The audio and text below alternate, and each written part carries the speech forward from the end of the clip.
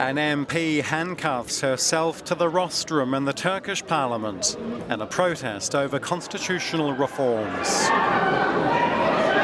The action sparked fighting, with some lawmakers injured in the general mayhem that followed.